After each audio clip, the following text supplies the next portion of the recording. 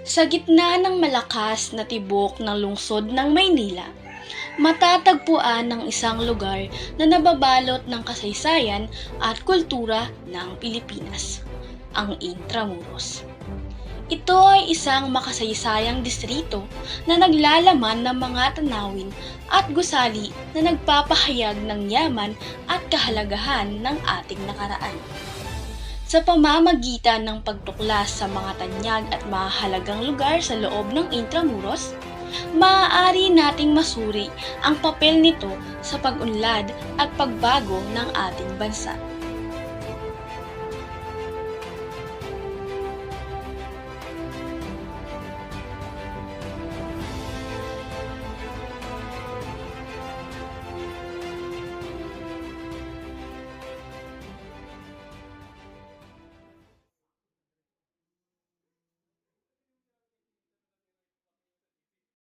Isa sa pinaka-importanteng pagkakakilanlan ng ating bansa ay ang history na meron ito. Kasaysayan na bumubuo sa kung sino at paano tayong mga Pilipino noon at maging hanggang ngayon. Kaya andito tayo sa Intramuros upang alamin ang kontribusyon ng lugar na ito sa kasaysayan ng Pilipinas. Ang Intramuros ay isang makasaysayang lugar sa Maynila, Pilipinas. Noong panahon ng pananakop ng Espanya, ito ay naging sentro ng gobyerno, kalakalan at relihiyon sa Pilipinas. Mayroon itong makukulay na kasaysayan at makabuluhang mga estruktura, kabilang ang Fort Santiago, Manila Cathedral, San Agustin Church, na lahat ay makikita sa loob ng mga matataas na pader na nagbibigay proteksyon sa lugar. Sa kasalukuyan, itinuturing itong isang tourist destination kung saan maaari mong maranasan ang yaman ng kasaysayan at kultura ng bansa. Mayroon ding mga museo, parke at mga pasyalan na pwedeng bisitahin sa loob ng Intramuros. Tara na! Tara na! Tara na! Sa Intramuros!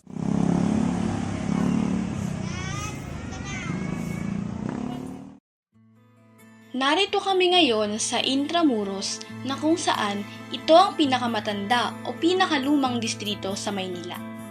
Ang pangalan nito ay hango sa salitang Kastila na intra na ang ibig sabihin ay loob at muros na ang ibig sabihin ay pader. Na kung pagsasamahin ay tatawagin itong sa loob ng mga pader. Bago pa man dumating ang mga Kastila, ang lugar na ito ay pinamumunuan na ng mga katutubong Pilipino. Kabilang ang mga datu, mga raha at mga sultan. Ang lokasyon nito ay nagsisilbing daungan ng mga mangangalakal na Tsino at iba pang mga bansa. Ito ay napapaligiran ng Ilog Pasig na nagsisilbing daanan ng mga barko para sa pakikipagkalakaran ng iba't ibang mga produkto. Noong 1570, dumating ang mga Kastila sa Maynila at nang malaman nilang masagana ang lugar na ito na nooy pinamamahalaan ng mga raha ay nagkaroon ng alitan sa pagkontrol ng lupa. Pagkatapos ng labanan ng ilang buwan, ay nagapi ang mga katutubo at nakipagkasundo ang mga Kastila sa tribo ni Raha Sulaiman, Raha Lacandula at Raha Matanda, na kung saan ibinigay ang Maynila sa kamay ng mga Kastila. Noon din idiniklara ni Miguel Lopez de Legazpi ang Maynila bilang kabisera ng mga kolonyang Espanya. Sinalakay ang lungsod ng mga piratang insect sa pamumuno ni Limahong kung kaya't nagsimula silang magpatayo ng mga pader sa Maynila upang maproteksyonan ang lungsod sa mga kaharaping kalamidad at pagsalakay. Sa panahon ngayon, ang Intramuros na lamang ang nagsisilbing distrito sa Maynila na bakas pa rin ang impluwensyang iniwan ng mga Kastila. Ngayon ay nagsisilbi itong bantog na pasyalan ng mga turista. Sa paglipas ng maraming taon, marami nang naipatayong istruktura, gusali, kainan at mga simbahan sa loob ng Intramuros.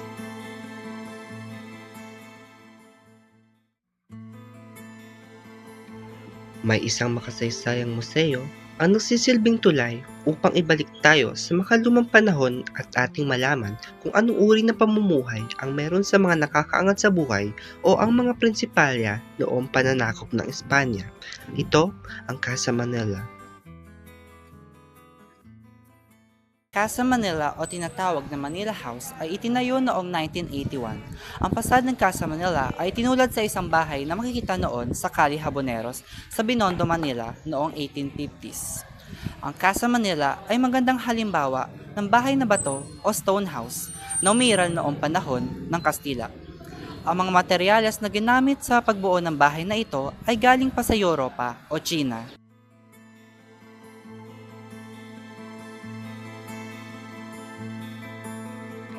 Katulad ng ibang mga bahay noong panahon ng Kastila, mayroon din patio sa Casa Manila. Ang patio ay isang outer space na nagpapahintulot sa sari-saring hangin na pumapasok sa mga sulok ng silid ng bahay. Sa pagpasok sa Casa Manila Museum, makikita ang iba't ibang mga exhibit na nagpapakita ng kasaysayan at kultura ng Pilipinas noong panahon ng Kastila. Sa mezzanine ng bahay, matatagpuan ng opisina o dispatcho ng may-ari.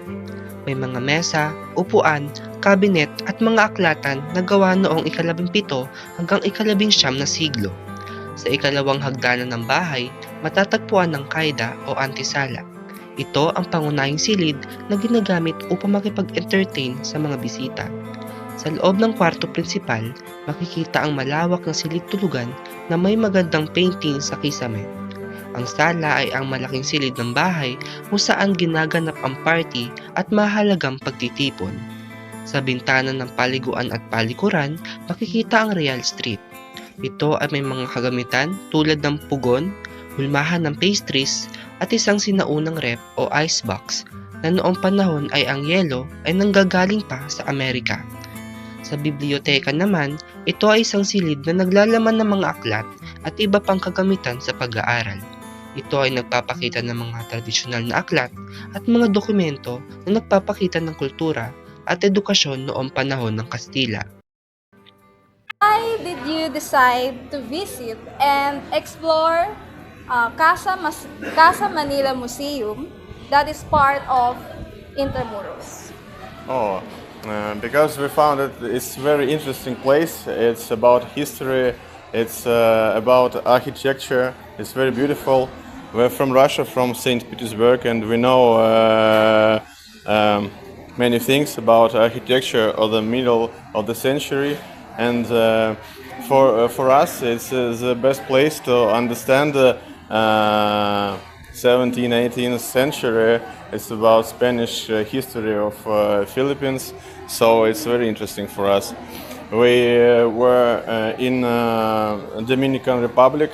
It's the same place, same Spanish history, but this is a beautiful place. It's very, and we found it more interesting than in the Dominican Republic. It's very. Second question.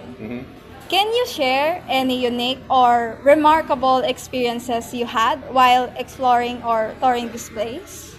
It's about Mirena. It's about soul of this place. You know, it's like a very historical place, and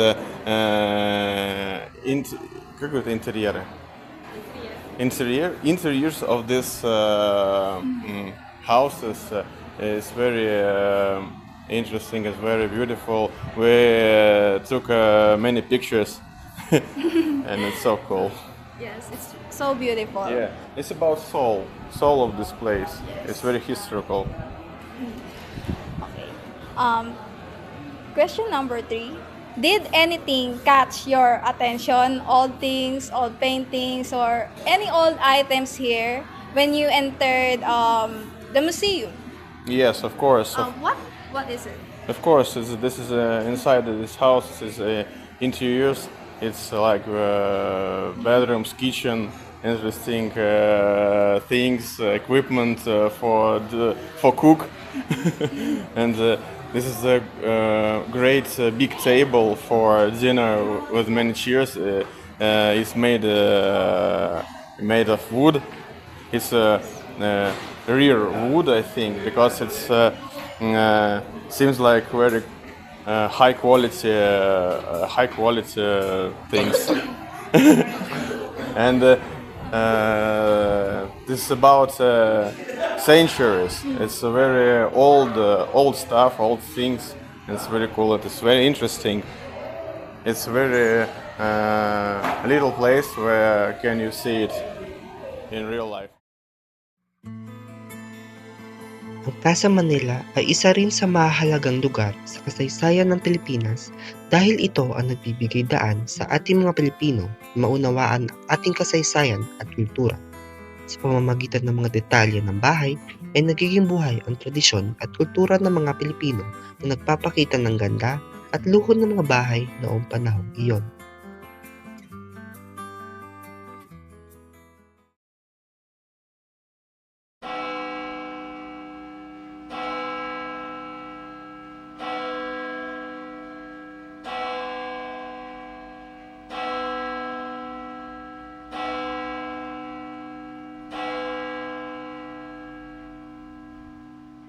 Sa tapat ng Casa Manila ay dadako naman tayo sa isang simbahan na nagkukubli ng mga makasaysayang kaganapan noong panahon ng digmaan.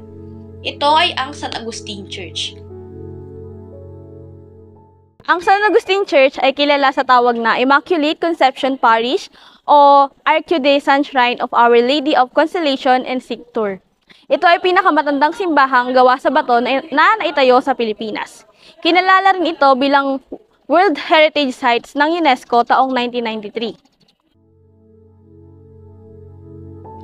Ang kasalukuyang istruktura ng simbahan ay ang ikatlong istruktura na itinayo. Ang unang San Agustin Church itinayo ng mga Kastila sa isla ng Luzon. Ito ay yari sa kawayan at nipa at natapos ang pagpapatayo nito noong 1571 at taong 1572. At dito inilibing si Miguel Lopez de Legazpi.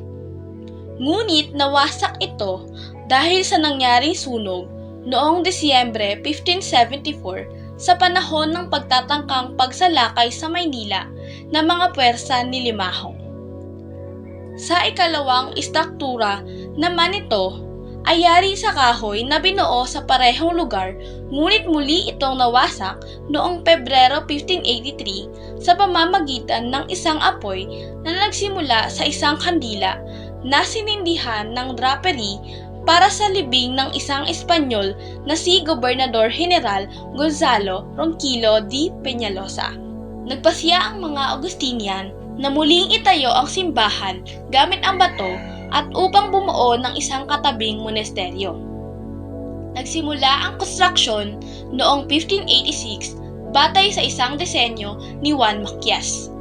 Ang istruktura ay tinayo gamit ang mga bato na nakuha mula sa lugar ng May Kawayan, Binangonan at San Mateo Rizal. Ang monasteryo ay natapos noong 1604 at ang simbahan ay formal na ipinahayag na kumpleto noong Enero 1607 at pinangalanang St. Paul ng Maynila. Nasaksihan ng simbahan na ito ang Battle of Manila noong 18th siglo at ang ikalawang digmaang pandaigdig na ang nagkolonya sa bansa ay ang mga Hapones. Noong panahon ng pananakop ng Hapon sa ikalawang digmaang pandaigdig, ang San Agustin Church ay naging kampo ng konsentrasyon. Sa mga huling araw ng labanan ng Maynila, daan-daang residente at pastor ng Intramuros ang naging hostage ng mga sundalong Hapon at napatay nila sa loob ng 3 linggong labanan. Ito lamang isa sa 7 simbahan ng Intramuros ang nakaligtas sa ikalawang digmaang pandaigdig noong Mayo 1945. Habang ang iglesia ay nanatili ang pinsala sa bubong nito, ang kalapit na monasteryo ay ganap na nawasak. Noong 1970s, ang monasteryo ay itinayo muli bilang museo sa ilalim ng disenyo ng arkitekto na si Angel Nakpil. Ang simbahan ay inayos noong 2013 na may makukulay na harapan at pinalitan ng isang sedate stone colored. Maaari mo po bang may bahagi kung ano mga unique or remarkable na experience ang napuntahan nyo na po? Puro ano kasi dito medyo heritage, medyo ano pa rin ang parang ano pa rin, may influence pa rin ng Spanish yung architecture gano'n, saka yung culture gano'n. Bang kayo po yung naglilibot sa lugar? Ano po yung mga bagay na nakawa po yung attention nyo? And maaari nyo po bang makwento? Ngayon, ang dami kasi ano, yung daming turista ngayon. Yun yung, yun yung napansin ko ngayon. So, ayun. Gaano po kahalaga ang kasaysayan ng Pilipinas? Mahalaga kasi kumbaga kailangan nating pahalagahan yung mga bagay-bagay na bumuo sa kultura natin, sa mga paniniwala. Tsaka, kumbaga, guideline na rin sa atin yung history. Kaya, kumbaga, para maiwasan yung mga hindi magaganda. Tsaka, kumbaga, ah, appreciation din sa dito, mga pinaghirapan ng mga ancestors. Sa lumipas na taon ng pananakop, nananatili ang San Agustin bilang isang patotoo sa kung gaano katatag ang espiritu ng mga Pilipino. Nasaksihan nito ang pag-usbong at paglubog ng mga imperyo, ang pakikipaglaban para sa kalayaan, at ang katatagan ng ating bansa.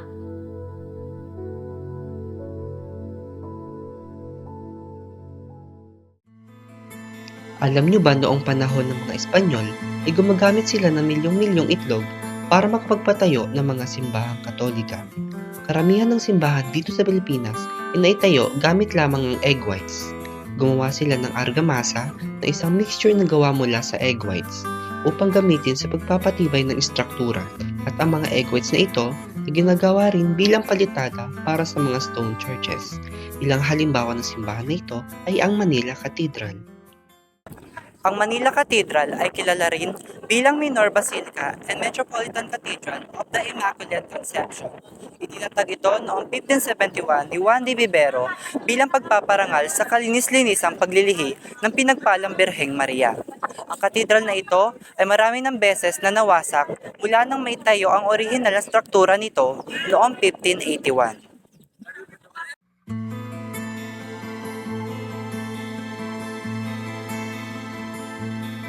Sa pasad ng Manila Cathedral, makikita ang isang architectural design na nagpapakita ng mga sinaunang disenyo ng katedral. Ito ay ginawa sa neo-Romanesque na estilo at isang replika ng dating naging pasad ng simbahan. Ang mga estatwa ng mga sikat na santo ay nakaukit gamit ang Roman travertine stone. Ang mga estatwa ng mga santo sa Manila Cathedral ay may iba't ibang Italian artist ang gumawa. Si Angelo Patinazzi ang gumawa ng estatwa ni Saint Rose of Lima. Si Livia Papini naman ang gumawa ng mga estatwa Saint Jacob at Saint Anthony Abbot.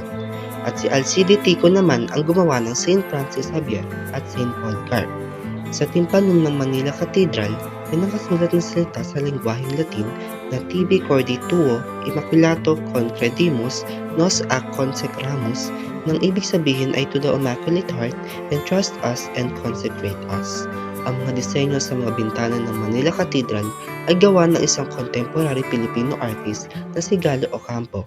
Sa itaas ng bahagi ng katedral, makikita ang isang medalyon na inilagay noong pagbisita ni Pope John Paul II noong 1981. Unang tanong po, ano po ang inyong opinion o impression dito po sa Manila Cathedral? Ngayon hindi lang siya sentro ng simbahan, na naging din siyang sentro ng turismo. Kasi makita naman natin, yung mga tao pumupunta dito, hindi lahat nagdarasal, yung iba pumapasyal lang. Iba yung pananaw nila. May mga tao pumupunta sila dito para magdasal. Tinitingnan nila bilang isang simbahan. Meron naman mga turista na tinitingnan nila bilang isang magandang lugar. Okay po. Pangalawang katanungan po, bakit ito po ang inyong napiling puntahan na lugar out of all historical places dito po sa Intramuros? Pumunta kasi kami ngayon dito kasi before nung Palm Sunday, pumunta ako dito, nagpe-pray ako for my board exam. Then ngayon kakatapos lang kanina ng board exam ko. Eh sabi ko na after board exam ko, babalik ako dito. So bumalik ako dito to take God and dito rin magdasal para sa magandang result ng board exam. Sa pangatlong katanungan po, maaari mo bang ibahagi ang magandang experience habang nililibot po ang lugar na ito?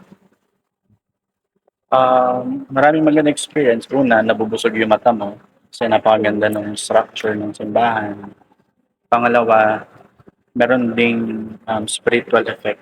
Kasi nga, parang bahay ito ng Panginoon.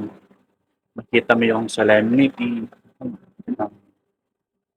Parang lugar siya kung saan pwede kang makapagdasal ng payapa, malinis.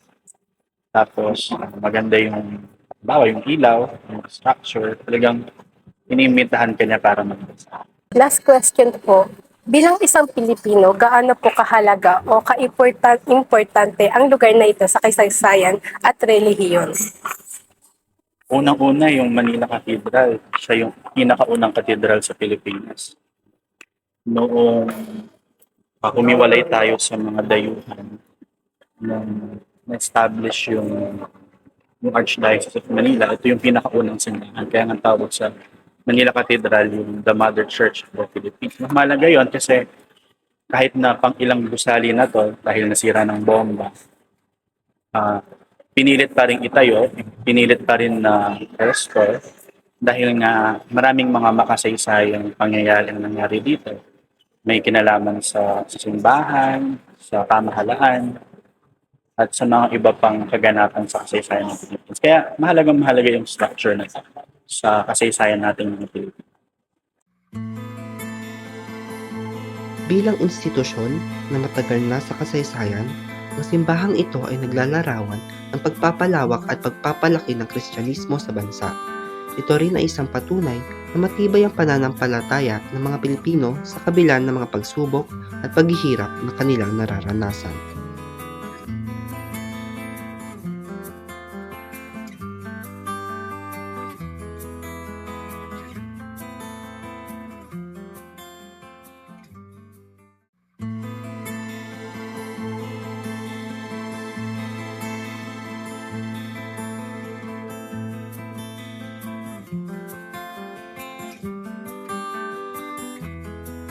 Dito sa Intramuros ay may isang tanggulang muog na tawag ay Fort Santiago na sinimulang itayo noong 1590 at natapos noong 1739 sa dating lugar na kinalalagyan ng matandang Maynila na matatagpuan sa bungangan ng Ilog Pasig. Ang orihinal na pangalan ng Fort Santiago ay Fuerza Santiago na ipinangalan ng isang gobernador Santiago de Vera bilang parangal sa kanyang patron na si Santiago. Ang pader na nakapalibot dito ay nagsisilbing proteksyon na may kapal na 8 talampakan at taas na 22 talampakan. Ang lugar na ito ay ginagawang tanggapan at bilangguan sa panahon ng pananakop ng Espanya, Amerikano at Hapones. Matapos ang pagkawasak nito noong labanan sa Maynila noong 1945, ang kuta ay ginamit ng US Transportation Corps bilang depot hanggang sa ibigay ito sa gobyerno ng Pilipinas noong 1946. Kalaunan ay diniklara ang Fort Santiago na isang Shrine of Freedom at nagsimula ang pagsasaayos sa mga sumunod na taon.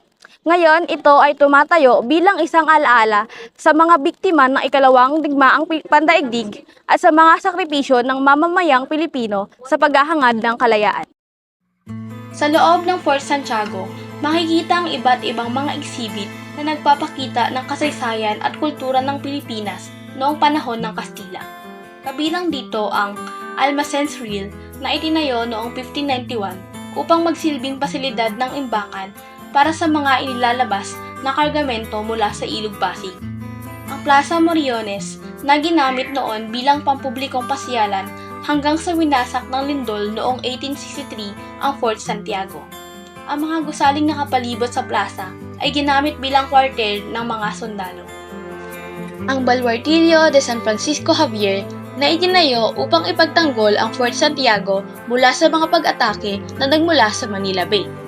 Ito ay nilagyan ng mga kanyon na nagproprotekta sa Fort Santiago at ang bukana ng Ilog Pasig bago ang port area ng Manila Bay ay na-reclaim. Ang Reducto de San Francisco Javier na naging outer defense structure na itinayo noong 1773 upang palakasin ang Baluartillo de San Francisco Javier. Ang ruins of the American Barracks na ginawang kwartel para sa mga militar at noong panahon ng pananakop ng mga Hapones ay dito ikinulong si Elpidio Quirino, isang senador ng Philippine Commonwealth na magiging ika-6 na Pangulo ng Pilipinas sa loob ng 16 na araw. Ang Walls of Martyr na isang brass plate na naglalaman ng listahan ng mga survivor at Roll of Honor ng mga Pilipinong nakulong at tinorture sa loob ng Fort Santiago noong World War II. Ang moat na nagkokonekta sa Ilog Pasig at Look ng Maynila. Ang Fort Santiago Gate na dito nakatayo ang gate na patungo sa inner sanctum ng Fort Santiago. Ang Baluarte de San Miguel na ipinangalan kay St. Michael the Archangel na nagsisilbing seaside defense ng Fort Santiago na itinayo noong 1695. Ang Medio Baluarte de San Francisco na ipinangalan kay St. Francis ng Assisi, ito ay ang tabing ilog at landward na depensa ng Fort Santiago. Ang Plaza de Armas na nagsisilbing imbakan ng mga armas at rifle kapag hindi ginagamit. Dito rin nagmamarcha ang mga sundalo sa kanilang pang-araw-araw na pagsasanay. Ang Museo ni Rizal na nagsisilbing piitan noon ni Jose Rizal sa loob ng 56 na araw mula November 3 hanggang December 29, 1896. Ang right wing ng gusaling ito ay naglalaman ng kanyang selda ng bilangguan na muling itinayo noong 1953 bilang isang museo at bilang isang dambana na inaalay kay Jose Rizal. Ang Raja Sulaiman Theater na ginamit bilang quarter ng mga sundalong Espanyol at pagkatapos sa Amerikano. Isang cell block na matatagpuan sa isang dulo ng gusali ang ginamit ng pambansang bayani ng Pilipinas na si Dr. Jose Rizal sa kanyang huling gabi sa kulungan. Dito siya ikinasal kay Josephine Bracken noong umaga ng December 30, 1896, ilang oras bago siya bitayin. Ang Casa del Castellano na naging lugar ng tirahan ng commander ng kuta na tinatawag na Casa del Castellano o Bahay ng Castellan na tumutukoy sa commander ng fort. Ang Baluarte de Santa Barbara na unang itinayo bilang isang sahig na gawa sa kahoy sa bukana ng Ilog Pasig noong 1593 at itinayong muli sa volcanic tuff na may mga storage vault at powder magazine noong 1599.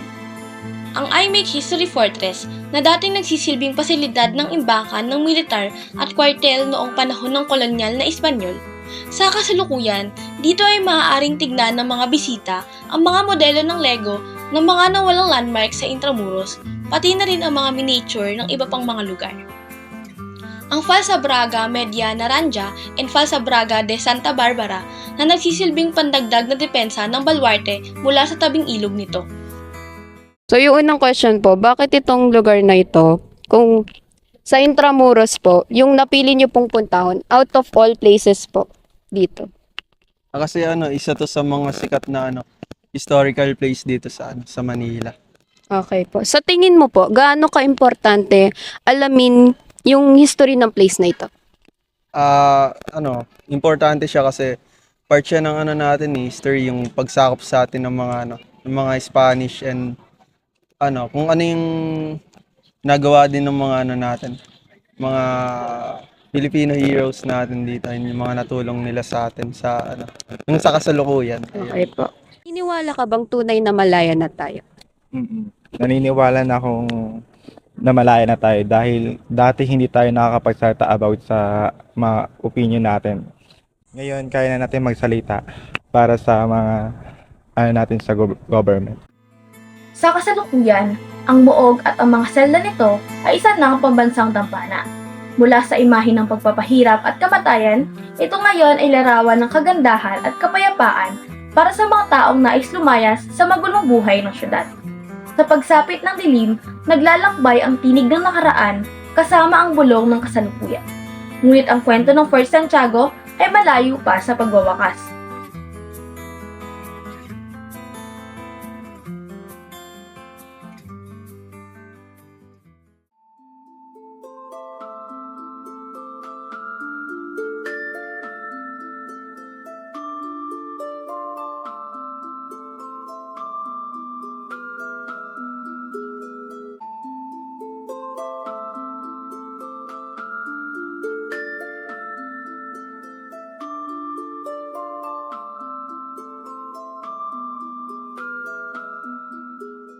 Noong panahon ng Espanyol, ang Dungeon of Fort Santiago ay nagsilbing imbakan ng gunpowder. Noong panahon ng mga Hapon ay nagsilbi din itong kulungan ng mga sibilyan at mga anti-government. Noong bombahin ang Maynila taong 1945 ay halos nasa 600 katao ang namatay sa lugar na ito. Dahil sa kawalan ng pagkain, kawalan ng hangin, at karumihan na talagang nakakaapekto sa kalusugan ng mga tao na naabutan ng pagbomba. Kapag nakapasok ka sa lugar na ito, makikita mo ang mga lumang larawan ng kalunos-lunos na kalagayan ng mga taong namatay noong matapos ang pagbobomba o ang World War II. Makikita mo din dito ang mga life-size statue ng mga kalalakihan na kung susuriin ay mga nakulong din kasama ang mga ibang bantay na sundalong Hapon. Pagpasok mo pa lang sa lugar na ito ay mayroong paalala na nagsasabing you are entering hallowed ground bilang paalala ng kasagraduhan ng lugar na ito. Hindi kalayuan, gawing itaas naman makikita ang puting krus na tanda at paalala na nagsilbing himlayan ng mga taong namatay sa dungeon. Tingin mo, gaano ka-importante alamin ang history ng place ng lugar nito?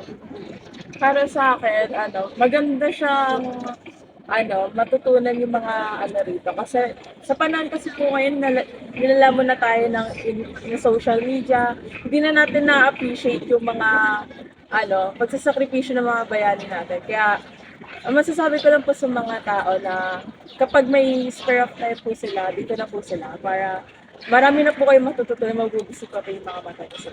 Ang last question naman po is, naniniwala ka bang tunay ng malaya na tayo? Hindi pa. Hindi pa po. Bakit? Sa government, sa society natin, hindi. Ang lugar na ito ay isang pasyalan na nagpapaalala sa atin ng isang madilim na pangyayari sa kasaysayan ng ating bansang Pilipinas. Sa kasalukuyan, ito ay nagsisilbing paalala sa ating mga Pilipino sa mga naranasan ng kapwa nating Pilipino sa kamay ng mga dayuhan. Matapos ang World War II, natuklasan ang mga labi ng mga biktima sa dungeon na nagpapakita ng karumal-dumal na pagtrato at pagpatay sa kanila. Bukod dito, ang lugar rin na ito ang nagsisilbing pagpapahalaga sa kalayaan kung saan ipinapakita ang sakripisyo ng mga Pilipino sa paglaban para sa kanilang kalayaan at kasarinlan.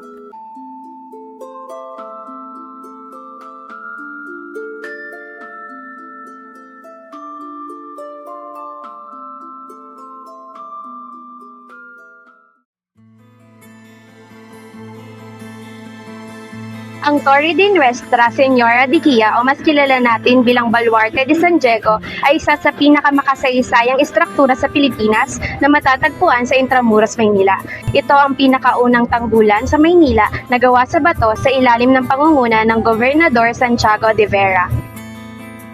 Noong 1586 hanggang 1587, unang itinayo ito bilang isang torre na kilala bilang Torre de Nuestra Señora de Guia ayon sa disenyo ng arkitekto ng Jesuits na si Antonio Cedeño. Sa kadahilanan na hindi matibay ang pagkakagawa rito, agad din itong nasira. Ayon sa Intramuros Administration, noong 1593, pinagsama ito sa mga pader ng Intramuros at pinalakas ito ng isang spade-shaped bulwark at naging kilala bilang Baluarte de San Diego noong 1663. Noong 1762, binutas ito ng hukbo ng mga Briton sa panahon ng pagsalakay sa Maynila bilang pagigiganti sa pakikisangkot ng Espanya sa Pransya sa panahon ng 7 taon na digmaan. Matapos ang 2 taon na pananakop ng Britanya, ibinalik sa Espanya ang Maynila. Nakita ang mga depekto ng baluarte, kaya't ito ay inayos at pinalakas, ngunit sa huli ay iniwan matapos ang isang lindol noong 1863. Ang mga labi ng tore ay pinuno ng lupa noong panahon ng pananakop ng Estados Unidos noong 1905. Ito ay hinukay at idineklara bilang National Historical Monument noong 1951 at bilang National Cultural Treasure noong 2014. First question, please. May idea po ba kayo sa lugar po na kung nasaan po tayo? Yes po, Baluarte de San Diego, one of our historical place during World War II. For me po, how important po na, kano po ka-importante na malaman po natin yung history po ng lugar na to para sa ating mga Pilipino or sa Pilipinas? tradition, mahalaga pa yun ang kasaysayan natin kasi doon ang dami yung mga national heroes natin, yung mga iba-iba natin mga nabibitin yung mga ninuno, yung paano nila pinaglaban ng ating bansa. So, as part of the new generation, kailangan malaman natin yung kung saan tayo nanggaling, paano natin napaunlad yung ating bansa, paano tayo nagkaroon ng kalayaan. So, we honor it from our ancestors. So, yun nga, yung sabi niyo po, kalayaan po. So, naniniwala po ba kayo na malaya na po yung mga Pilipino sa Actually, rude po yun eh.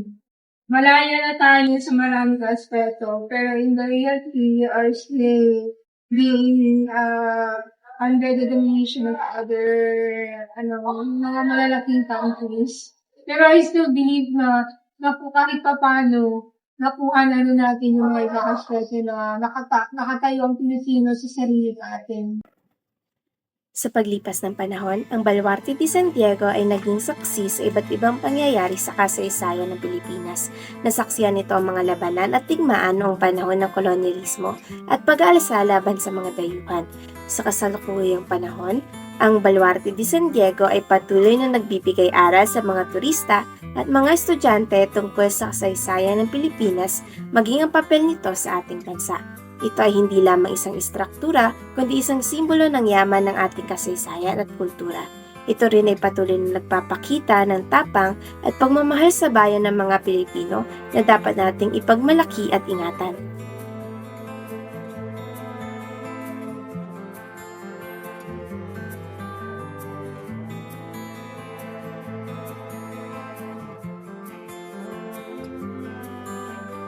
Ang Intramuros sa isang lugar na puno ng kasaysayan, kultura at kagandahan na naghihintay lamang na masaksihan ng bawat isa sa atin. Sa bawat sulok ng Intramuros, makikita natin ang mga alaala ng nakaraan na patuloy na humihikayat sa atin na magbalik at suriin ang yaman ng ating kultura at kasaysayan. Bisitahin ang Intramuros at hayaan natin na ang bawat yugto ng kasaysayan ay maging inspirasyon at gabay sa ating paglalakbay tungo sa hinaharap. Sama-sama nating kilalanin at ipagmalaki ang yaman ng ating kultura at kasaysayan sa Intramuros. Hayaan natin na ang bawat yapak sa Intramuros ay magbigay liwanag at pag-asa sa ating puso at isipan.